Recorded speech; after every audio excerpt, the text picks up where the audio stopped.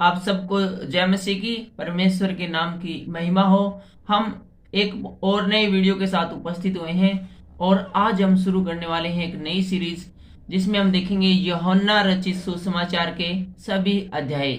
लेकिन इस वीडियो में हम देखेंगे सिर्फ एक ही अध्याय, यूहन्ना रचित सुसमाचार उसका पहला अध्याय। और इस अध्याय में हम देखेंगे वचन देदारी हुआ, यूहन्ना बपतिस्मा देने वाले की गवाही और परमेश्वर का मेमना, और साथ साथ हम देखेंगे यीशु के प्रथम चेले। और इस अध्याय के अंत में हम देखेंगे फिलिप्पुस और नतनेल का बुलाया जाना। तो इससे पहले कि हम आज का ये पहला अध्याय शुरू करें, इसकी पहली आयत शुरू करें, यूहन्ना के बारे में यीशु मसीह क्या कहते हैं वो हमने पीछे देखा, मत्ती रचित सुसमाचार में देखा, और इसके अलावा हमने मरकुस रचित सुसमाचार में देखा, लूका रचित सुसमाचार में देखा।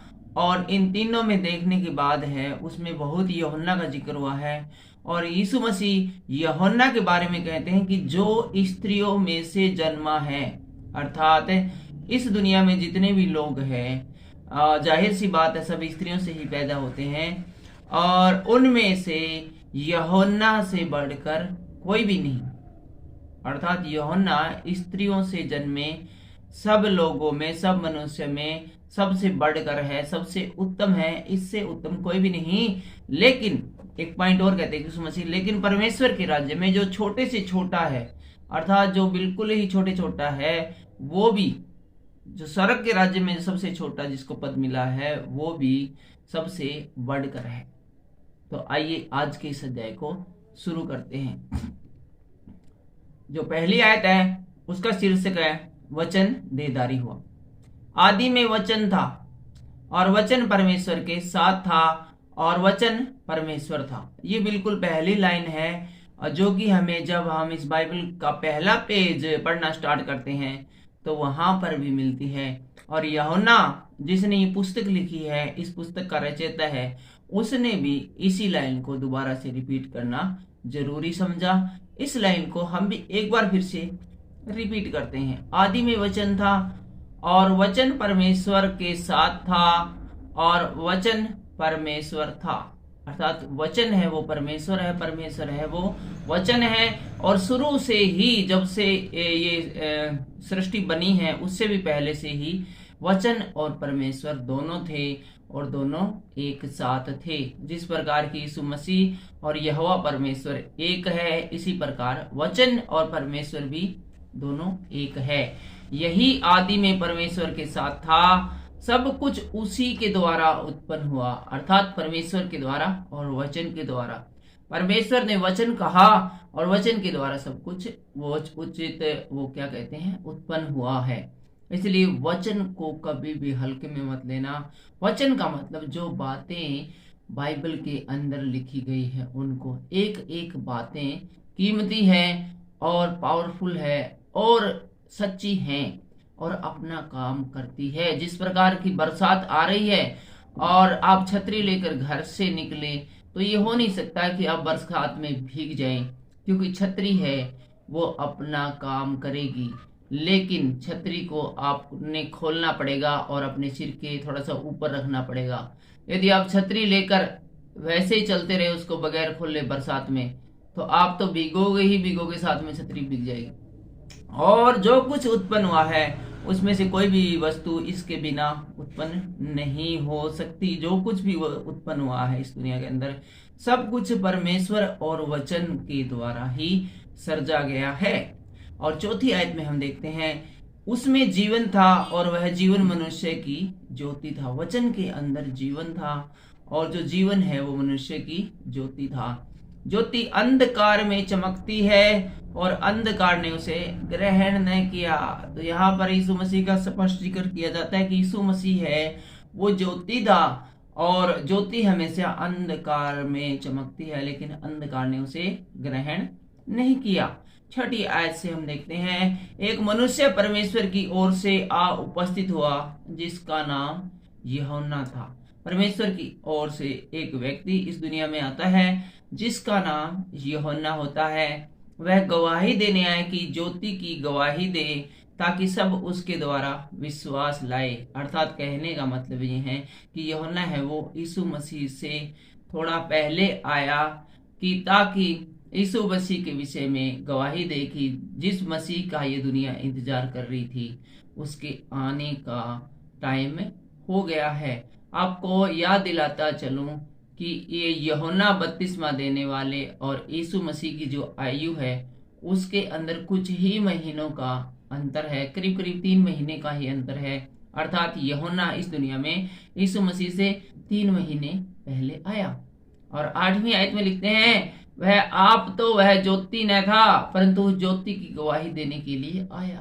तो यहाँ पर बताते हैं कि यूहन्ना अपने आप में कोई पावर नहीं, कोई ज्योति नहीं, कोई शक्ति नहीं, लेकिन वो गवाही देने आया उस ज्योति की, उस पावर की, उस सामर्थ्य की जिसका नाम यीशु मसीह है।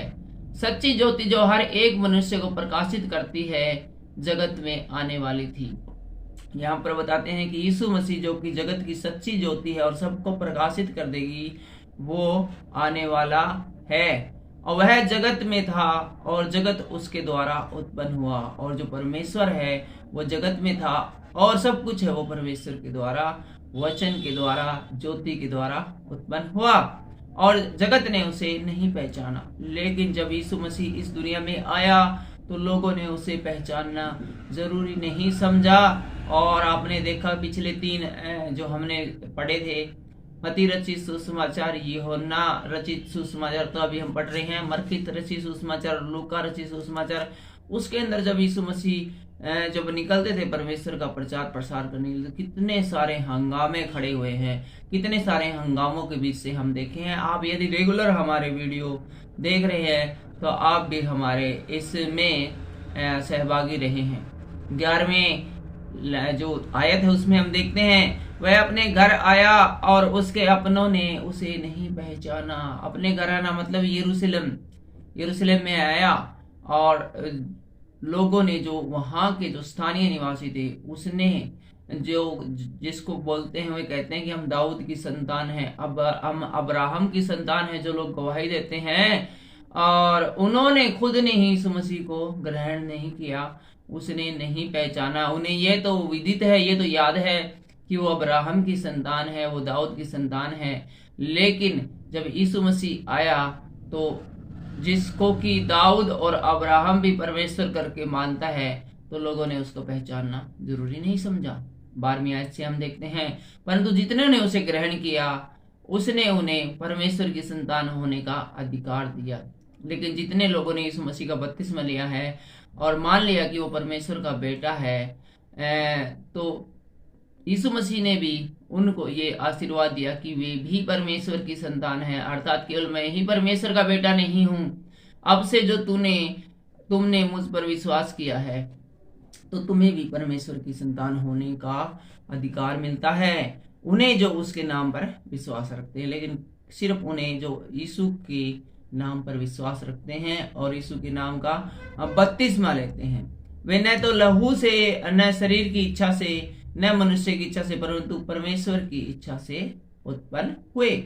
और 14वीं आयत में हम देखते हैं, और वचन देहधारी हुआ और अनुग्रह और सच्चाई से परिपूर्ण होकर हमारे बीच में डेरा किया। जब कहते हैं कि वचन देहधारी हुआ, इसका क्या मतलब है?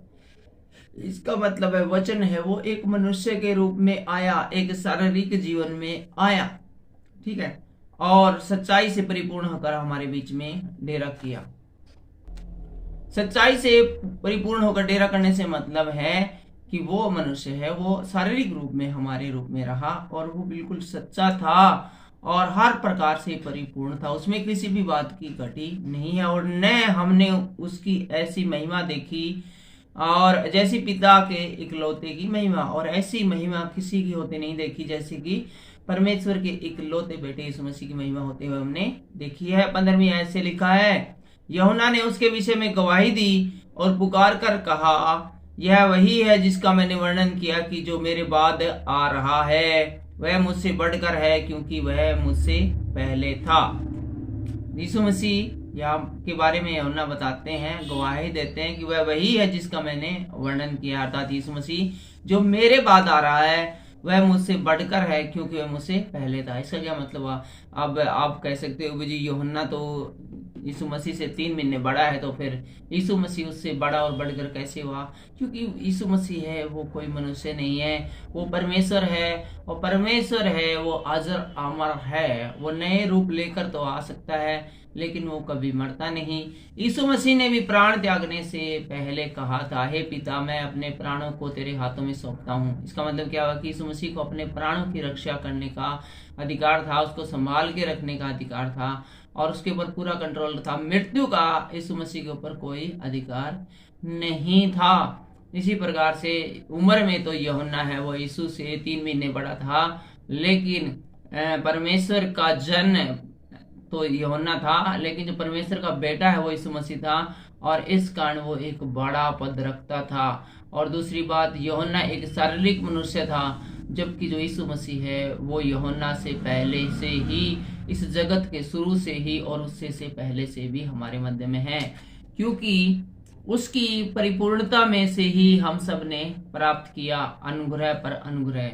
और यीशु मसीह के पास जो पावर था, जो शक्ति थी, उसी में से हमने बार बार शक्ति प्राप्त की है, ताकत प्राप्त की है, वचन प्राप्त किए हैं, सामर्थ्य प्राप्त किए। इसलिए कि व्यवस्था तो मूसा ने के द्वारा दी गई, परंतु अनुग्रह और सच्चाई यीशु मसीह के द्वारा पहुंची।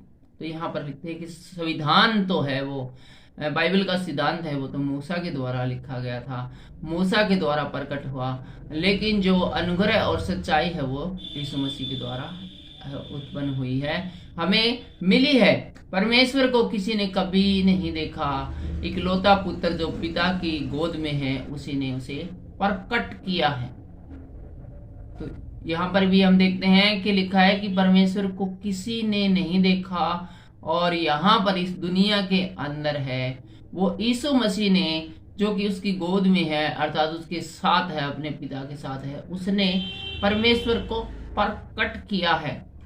जब यीशु मसीह परमेश्वर के साथ है तो फिर उसने देखा क्या? उसके साथ तो सब कुछ है, एक पिता और पुत्र तो साथ ही होते हैं। तो यीशु मसीह ने बताया है कि परमेश्वर कैसा है, कैसा भला है, क्या चाहता है, उसकी इच्छाओं को प्रकट किया है, उसके बारे में हमें बताया है। और हम यहाँ पर आ गए हैं 19वीं आयत में और यहाँ का शीर्षक है यूहन्ना बपतिस्मा देने वाले की गवाही। तो आइए देखते हैं यूहन्ना बपतिस्मा देने वाले की गवाही। यूहन्ना की गवाही यह है कि जब यहूदियों ने यरूशलेम से याजकों और लेवियों को उससे यह पूछने के लिए भेजा, तू कौन है? तो यहाँ पर देखते हैं कि यहूदियों और यरूशलेम के याजक और यहूदियों ने लेवियों को यूहन्ना से पूछने के लिए भेजा कि तू कौन है भाई। तो उसने यह मान लिया और इनकार नहीं किया कि मैं मसीह नहीं हूं। जब उन्होंने फरीसियों, शास्त्रियों, इन्होंने सदूकियों ने जब ये भेजा अपने बंदों को पूछने के लिए कि जो इतने बड़े बड़े चमत्कार कर रहा है, तू बपतिस्मा देने लग रहा है लोगों को, तो मसीह यीशु जो आने वाला है वो तू ही है के? तो यूहन्ना ने स्पष्ट उनको मना कर दिया कि मैं मसीह नहीं हूं। तब उन्होंने उससे पूछा तो फिर कौन है तू? क्या तू एलिया है? तो उसने कहा मैं एलिया भी नहीं हूं। तो तू क्या भविष्यवक्ता है? तो यूहन्ना ने उत्तर दिया था, नहीं मैं भविष्यवक्ता भी नहीं हूं। तब उन्होंने उससे पूछा फिर तू कौन है, ताकि हम अपने भेजने वालों को उत्तर दे, तो अपने विषय में क्या कहता है? तो यूहन्ना ने कहा था, मैं जंगल में पुकारने वाले का एक शब्द हूं कि प्रभु का मार्ग सीधा करो। ये फरीसियों की ओर से भेजे गए थे। उन्होंने उससे यह पूछा, यदि तू न मसीह है, न एलिया है और न भविष्यवक्ता है, तो फिर बपतिस्मा क्यों देता है? इनका प्रश्न जायज था। यूहन्ना ने उनको उत्तर दिया, मैं तो जल से बपतिस्मा देता हूं, परंतु मेरे बीच में एक व्यक्ति खड़ा है जिसे तुम नहीं जानते।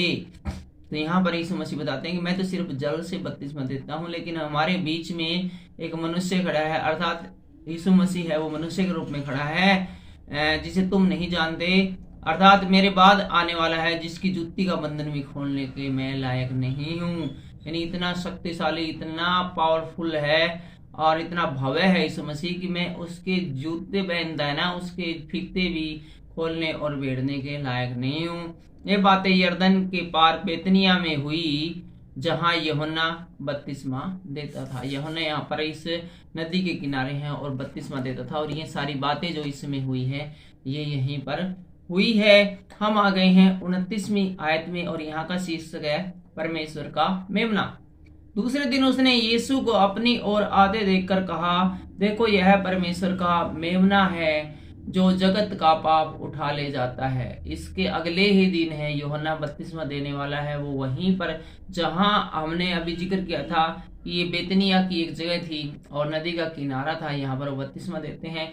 तो यूहन्ना यहीं पर था अगले दिन, और इसने दूर से यीशु मसीह को देखकर लोगों से कहा, देखो वह परमेश्वर का मेमना है जो जगत का पाप उठा ले जाता है। और वह वही है जिसके विषय में मैंने कहा था, एक पुरुष मेरे पीछे आता है जो मुझसे श्रेष्ठ है, क्योंकि वह मुझसे पहले था। मैं तो उसे पहचानता न था, परंतु इसलिए मैं जल से बपतिस्मा देता हुआ आया कि वह इजराइल पर प्रकट हो।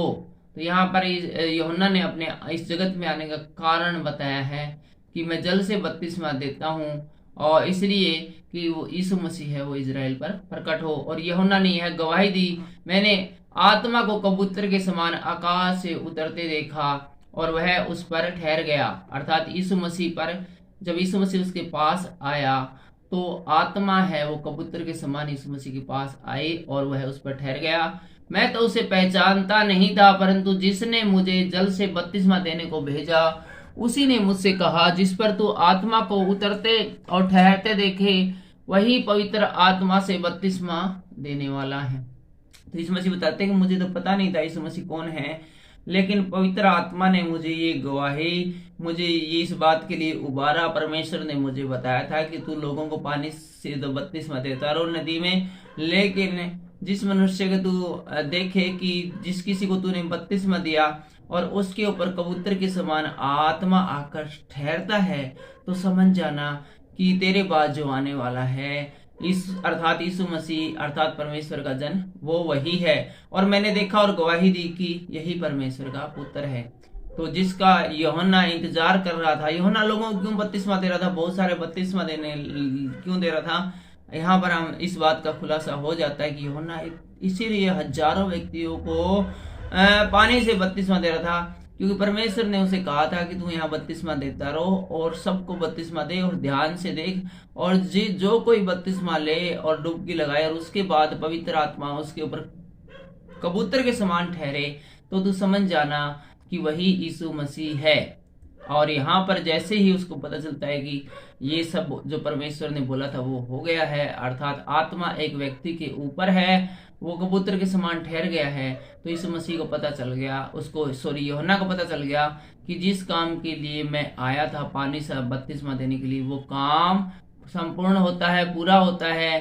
क्योंकि यहाँ पर वो जिसकी ड्यूटी इसलिए लगी थी कि एक दिन यूहन्ना है वो मसीह यीशु को बपतिस्मा दे, क्योंकि आगे जल से बपतिस्मा देने की शायद जरूरत नहीं थी, क्योंकि आगे तो पवित्र आत्मा के द्वारा बपतिस्मा का दिया जाना शुरू हो गया था। हम आ गए हैं 35वीं आयत में और यहाँ पर देखते हैं यीशु के प्रथम चेलों का बुलाया। जल्दी ही ये अध्याय खत्म होने वाला है, कृपया थोड़ी देर और शांति से बैठे रहें। हमें मालूम है कि आप हो सकता है थोड़े बोर हो गए हों, लेकिन क्या होता है कि जब वचन सुनते हैं तो शैतान हमें जानबूझकर बोर कर देता है, ताकि बोर होकर हम वचनों से दूर हो जाएं और वचनों के द्वारा जो आशीष और बरकत हमें मिलने वाली है उनसे हम रहित हो जाएं। यकीन मानिए, यदि आप इस वीडियो को थोड़ा और देखेंगे, 5-7 मिनट में खत्म हो जाएगा, तो आज का दिन आपके लिए बहुत अच्छा बीतने वाला है। यदि रात को देख रहे हैं तो अगले 24 घंटे आपके लिए बहुत ही आनंददायक होने वाले हैं। तो आइए जल्दी से इस अध्याय को पूरा करते हैं और देखते हैं 35वीं आयत से यीशु के प्रथम चेले। दूसरे दिन फिर यूहन्ना और उसके चेलों में से 2 जन खड़े हुए थे और उसने यीशु पर जो जा रहा था दृष्टि करके कहा। इसमें यूहन्ना बपतिस्मा देने वाला और उसके 2 चेले खड़े हुए थे और यीशु मसीह है वो जा रहा था, और यीशु की ओर देखकर यूहन्ना ने कहा था, देखो यह परमेश्वर का मेमना है। तब वे दोनों चेले उसकी यह सुनकर यीशु के पीछे हो लिए। यीशु ने मुड़कर उनको पीछे आते देखा और उनसे कहा, तुम किसकी खोज में हो? और उन्होंने उससे कहा, हे रब्बी अर्थात हे गुरु, तू कहाँ रहता है? तो यीशु ने कहा, चलो तो देख लोगे। तब उन्होंने जाकर उसके रहने का स्थान देखा और उस दिन उसके साथ रहे।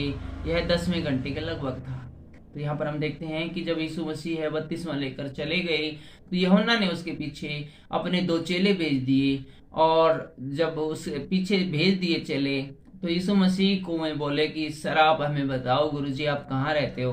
तो यीशु मसीह ने कहा, भाई तुम मेरे साथ चलो तो खुद ही देख लोगे कि मैं कहाँ रहता हूँ। इस प्रकार 2 चेले हैं, वो यूहन्ना के 2 चेले हैं, वो यीशु मसीह के पीछे चले जाते हैं जहां पर कि यीशु मसीह रहता है। और 40वीं आयत में हम देखते हैं, उन दोनों में से जो यूहन्ना की बात सुनकर यीशु के पीछे हो लिए थे, एक शमौन पतरस का भाई अंद्रियास था, और उसने पहले अपने सगे भाई शमौन से मिलकर उससे कहा, हमको ख्रिस्त अर्थात मसीह यीशु मिल गया।